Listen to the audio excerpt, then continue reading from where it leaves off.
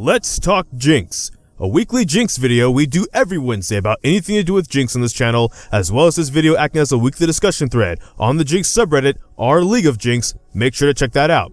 We're going to be talking about Death's Dance and the Death's Dance changes, because some people are under the speculation that these changes will make AD carries in general very overpowered and broken, and Jinx is no exception for some of those people.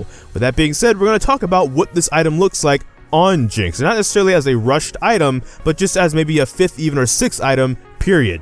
So for those who don't know, it's testing on this cycle right now, and there's a new recipe including Aegis of the Legion, Vampiric Scepter, and the Warhammers. As a matter of fact, the total cost is being increased from 3,500 gold to 3,600 gold.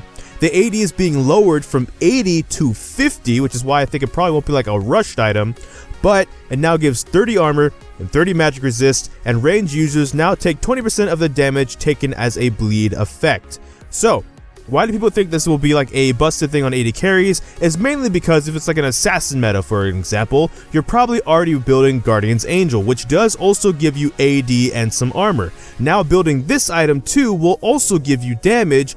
It's only 50 versus Infinity Edge and stuff, sure, but it's still there, but also more armor and magic resist. AD carries and certain mages and stuff, and enchanters to that extent, don't really scale magic resistant armor all that well, so they can be prey for things like burst and assassins. But suddenly you're looking at a world where if for some reason we're building these items like 5th and 6th after like triple crit and boots, you have the 30 armor from this, the 30 magic resist from this, and if it's like a mage or something you need to deal with, Hex Drinker, or even one of your 2 crit items is already Phantom Dancer, which gives you the shield that scales as well, right? So suddenly you're getting a lot of extra magic resist than you're supposed to, and same with the armor. At least that's the argument for the side of people that are saying this is what's going to make AD carries possibly really overpowered and stuff, because it's also still a lifesteal item as well. It's an item that kind of has a lot of everything in it. It's almost like old Trinity Force, in which case old Trinity Force had like the movement speed, the sheen proc, the crit chance, and stuff like that. That's really the only thing when it comes to AD carries that it's lacking at this point is crit.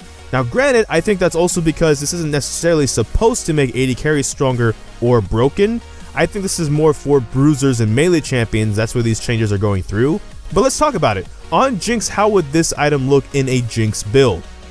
Would you say go triple crit and replace Bloodthirster with this item instead, because at least it will give you the armor and the magic resist? In my personal experience, it feels like Bloodthirster is still the best attack speed lifesteal item to have over basically, you know, Blade of the Ruined King and Death's Dance, but do these changes even if that still ends up being the case, because it gives armor and magic resist, which Bloodthirster doesn't, make it better. And again, if you're going to more of a defensive build, does Bloodthirster still feel better because you maybe still go Phantom Dancer as one of your 2 crit items and overlap the shields like that, or a Hex Drinker, something like that? Do you combine this with a Hex Drinker, and even earlier, maybe some of you go double crit, you go like Hurricanes, Infinity Edge, in whatever order, and you go into one of these items, and then you can progress into that last item later on when you got some more survivability from this item, because again, this is going to be taking up a slot that will fill in both like the armor and magic resist slot a little bit, but then also of course the lifesteal slot. So depending on your runes, for example, do you take the runes in there where you take more armor? You take 2 of the armors,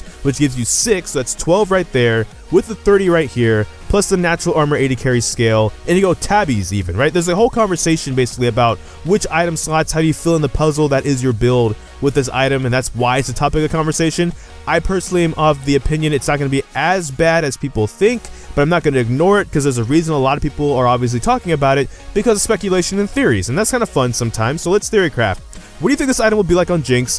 What do you think it will be completely useless? Do you think it would be actually better than I think it is, because you might do stuff against assassins like Ninja Tabi, this item, and Guardian's Angel, and then still some crit and stuff like that?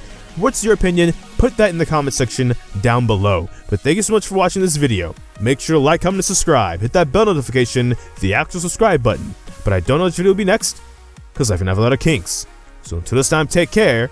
ggGetJinxed. Thank you for watching, and enjoy pizza responsibly.